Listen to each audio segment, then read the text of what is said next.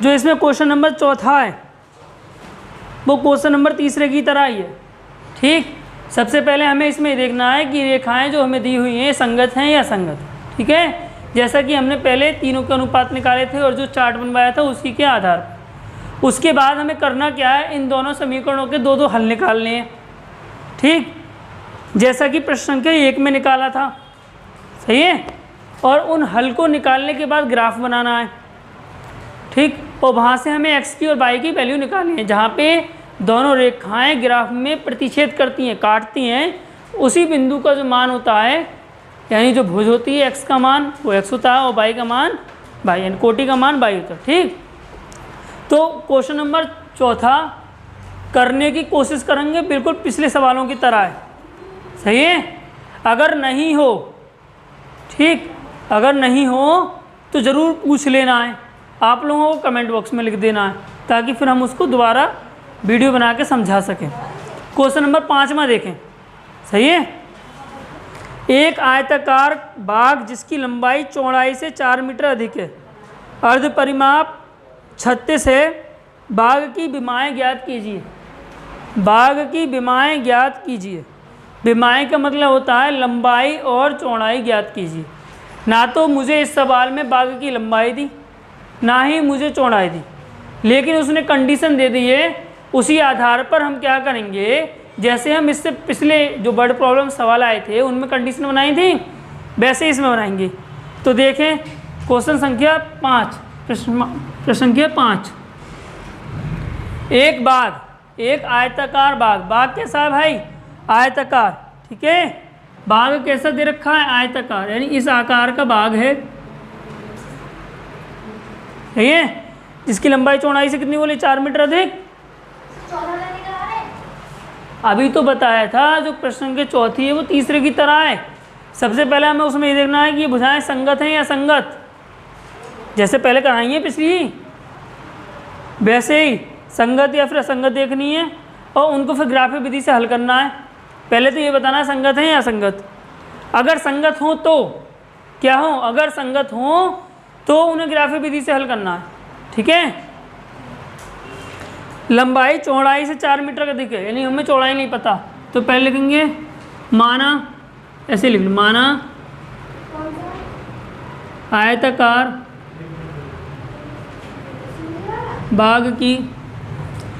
देखो भाई, इस सवाल में उसने ये नहीं बोला है कि आप ग्राफिक विधि से हल कीजिए या फिर प्रतिस्थापन विधि लगाइए। ठीक, तो हम इसको कई तरीके से कर सकते हैं, क्योंकि क्वेश्चन में लिख के नहीं आया आप इस विधि से करो। अगर वो कहता कि आप इस विधि से हल करो तो हम वही विधि से हल कर देते, लेकिन उसने बोले नहीं इस विधि से हल करो, तो हम इसे बहुत आसान विधि से हल करेंगे। ठीक, लिखेंगे माना आयताकार बाग की लंबाई बराबर x मीटर, चौड़ाई आयताकार बाग की चौड़ाई बराबर 22 मीटर। ये लंबाई ये x मीटर है और चौड़ाई ये 22 मीटर है। ठीक है, लंबाई चौड़ाई से 4 मीटर अधिक है, यानी प्रश्न अनुसार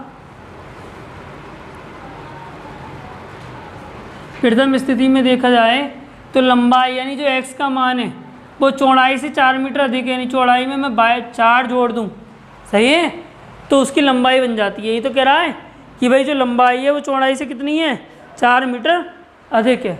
समीकरण नंबर 1।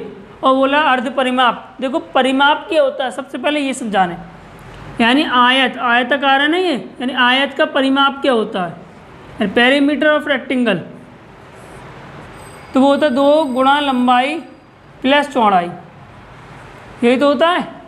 अगर मैं यहाँ अर्ध परिमाप निकालूंगा यानी आधा, तो 2 से भाग कर दूंगा। ठीक है, तो अर्ध परिमाप क्या हो जाएगा, अगर मैं कहूँ आयत का अर्ध परिमाप, अर्ध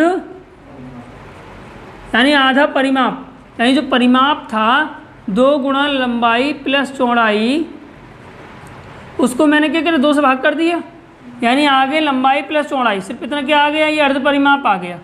और ये हमें दिया हुआ है, कितना दिया, 36 मीटर। सही है, 36 मीटर।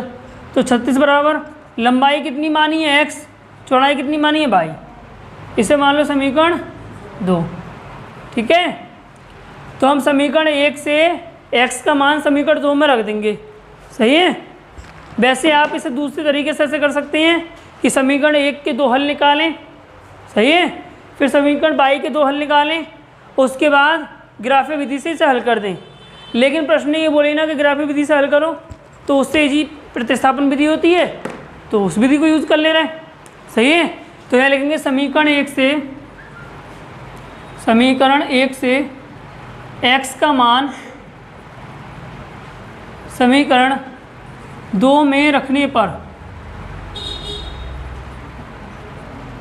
समीकरण 1 से x का मान समीकरण 2 में रखने पर, समीकरण 2 क्या है 36 बराबर समीकरण 1 से x का मान क्या था y+4। भाई x का मान यही तो था y+4, तो ये जो x का मान y+4 है ये x की जगह आ जाएगा, है ना। तो x की जगह लिख दो 36, x की जगह लिखो y+4 और प्लस इस वाले समीकरण 2 का y ऐसे का ऐसे ही आ गया। भाई सवाल समीकरण 2 ये थी 36 बराबर x + y, एक ये थी y+4 x बराबर, और समीकरण 2 ये थी 36 बराबर x + y। तो हमने x का ही तो मान रखा है उठा के, तो सिर्फ x का मान रखना है, यानी y+4 x की जगह रखना है। ये इस y से हमें कोई मतलब नहीं है, 36 से हमें कोई मतलब नहीं, इस x की जगह ये पूरा x का मान रखा। सही है, तो देखो 36 ऐसे का ऐसे ही रहा, इस x की जगह ये पूरा मान आ गया y+4, ये वाले y की जगह ऐसे ही रहा। तो देखो 36 बराबर एक y ये है, एक y ये है, 2y हो जाएंगे +4, प्लस का 4 इधर आके किसके हो जाएंगे माइनस के, यानी 36 - 4 बराबर 2y। 36 में 4 घटाएंगे 32 बराबर 2y। y की वैल्यू निकालनी 2 में आ जाएगा, यानी 32/2 बराबर y। काटा 2 एकम 2 तो 6 12, यानी 16 मीटर बराबर आगे भाई, ये 16 का मान आगे भाई को बराबर बाद में लिख देंगे। ठीक है, करें इतना फिर आगे बताएं, आएगी करें। आई का मान आया था आपका है हो जान, y का मान आया था 16। ठीक, अब y का मान हम समीकरण 1 में रख देंगे। समीकरण 1 हमने क्या मानी थी x बराबर y+4, यही तो मानी थी, यानी x बराबर y का मान 16 + 4, 16 और 4 कितने हो जाएंगे 20। ठीक, अतः आयताकार बाग की लंबाई हमने क्या मानी थी x कितनी हो गई 20 मीटर। ठीक है, 20 मीटर। आयताकार बाग की चौड़ाई हमने क्या मानी थी बाई का मान कितना होगा 16 मीटर। ठीक, आंसर सही है। इससे अगली एक्सरसाइज अगली वीडियो में कराएंगे। ठीक, यहाँ तक अपना कंप्लीट रिवीजन करें और फेयर कॉपी पे तो एक एक सवाल करें ही, साथ में जितने सवाल हुआ करें उन सभी का डेली रफ कॉपी पे भी प्रैक्टिस करा करें। सही है, ताकि आप अच्छे से उन सवालों को तैयार कर सकें, क्योंकि अब बेटा अभी आप प्रैक्टिस धीरे धीरे करोगे तब हो पाएगी। अभी आप सोचें कि अभी तो सिलेबस चल रहा है जो हो जाए पहले तब रिवीजन चालू करेंगे तो ऐसे फिर नहीं हो पाएगा। ठीक, क्योंकि एक साथ फिर आप पे एकदम बर्डन पड़ेगा, आ गए प्री बोर्ड आ गए, टेस्ट आ गए, फिर बोर्ड आ गए। इसलिए अभी से एक पार्ट हो गया तो एक पार्ट का अपना पूरा अच्छी तरीके से रिवीजन करें। एक एक्सरसाइज हो गई, अगर आज एक दिन में मैंने या मेरी वीडियो से या आपने कहीं से भी, यही नहीं कहता मेरी वीडियो से कहीं से भी आपने 5 सवाल करे, ये 5 सवाल सीखे, ये 5 समझे, उन 5 का घर पे आके एक बार दोबारा रिवीजन ज़रूर करें, क्योंकि जब तक आप रिवीजन नहीं करेंगे तब तक वो सवाल आपके नहीं होंगे। आपके का मतलब है आप अस्थायी रूप से तो समझ में आ जाएगा, यानी अभी तो आप करा तो आपको समझ में आ गए, लेकिन कुछ समय बाद कल परसों आप उसको भूल जाओगे, क्योंकि जब तक आप अपने हाथ से फिर रफ कॉपी पे जल्दी ना करोगे। जरूरी है ना रफ कॉपी पे पूरी लैंग्वेज लिखो, इतना ऐसा करो कि आपको समझ में आना चाहिए आप क्या लिख रहे हैं। ठीक है, बस आपको समझ में आए आप क्या लिख रहे हैं। सब सवालों का रिवीजन करें समय समय पर। एक पार्ट कंप्लीट हो जाए, जैसे अभी एक एक्सरसाइज बोल रहा हूँ, 5 सवाल बोल रहा हूँ, एक एक्सरसाइज कंप्लीट हो गई पूरी एक्सरसाइज का रिवीजन कर लिया, एक पार्ट कंप्लीट हो गया पूरा पार्ट का रिवीजन कर लिया। सही है, 15 दिन में, 1 महीने में, 1.5 महीने में मान लो 2 पार्ट, 3 पार्ट, 4 पार्ट कंप्लीट हो गए। उन चारों पार्टों में से आप ये देखो मुझे डाउट कहाँ है, या एक पार्ट कंप्लीट हो रहा है, पार्ट कंप्लीट होते ही आप अपने डाउट पूछें। जब आप धीरे धीरे करके हर लेसन को तैयार करेंगे तो मैं नहीं मानता कि बोर्ड के एग्ज़ाम से आपको डर लगेगा, ठीक है, किसी भी एग्ज़ाम से आपको डर लगेगा। जब आप हर टॉपिक को अच्छे से समझे होंगे और उसको तैयार कर चुके होंगे तो सभी सवालों को आसानी से कर लेंगे। ऐसे सिर्फ मैथ में ही ना, हर किसी में, सिर्फ मैथ की सब्जेक्ट की बात नहीं है भाई। इंग्लिश में तो इंग्लिश में अगर आप आज आपने 2 क्वेश्चन स्कूल में कराए, आपके टीचर ने 2 क्वेश्चन कराए, ये सेंट्रल आइडिया कराया या पोएम कराई, जो कुछ भी कराया, ऐसे कराया, आज कराया, तो मान लो आज हम उसे याद कर लें, क्योंकि जितनी आप सेल्फ स्टडी करते हैं, जितने आप सेल्फ प्रिपेयर होते हैं, वो आपकी लड़ाई करता है पढ़ाई में, वो आपके साथ तैयार होता है। आप कॉपी भरते जा रहे हैं बस कि पढ़ आए ट्यूशन, पढ़ आए स्कूल, कॉपी भर दी, पेज भर दे, हो गए सिलेबस, तो एंड में आकर के वो कुछ नहीं, सब बेकार हो गया। फिर दोबारा तुम शुरू से उसे याद करोगे एकदम माइंड में एक तो इतना बर्डन हो जाएगा कि मैं इतना करूं कैसे, इंग्लिश याद करूं, SST याद करूं, ड्राइंग की प्रैक्टिस करूं, या फिर मैथ के सवाल करूं, साइंस करूं, क्या करूं, साइंस में फिजिक्स में करूं, केमिस्ट्री में करूं, बायो में करूं, डायग्राम बनाऊँ, न्यूमेरिकल्स करूं, इक्वेशन करूं, बहुत कुछ हो जाएगा। लेकिन अभी से आप, अभी टाइम है आपके पास काफ़ी, सही है, अभी काफ़ी टाइम है, 8-10 महीने, 6-7 महीने आप आराम से पहले अपनी तैयारी कर लें। जैसे जैसे सवाल होते जाए, जितने जितने पार्ट होते जाएँ, उतने उतने आप आसानी से करते जाएं और उनको तैयार भी करते जाएं हाथ के हाथ।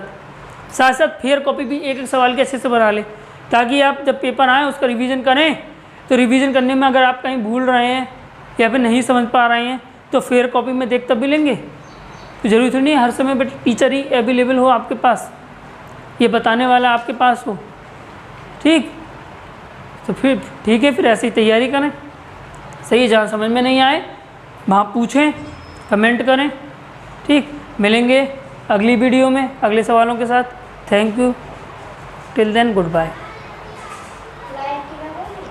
हाथों की लकीरें बदल जाएंगी।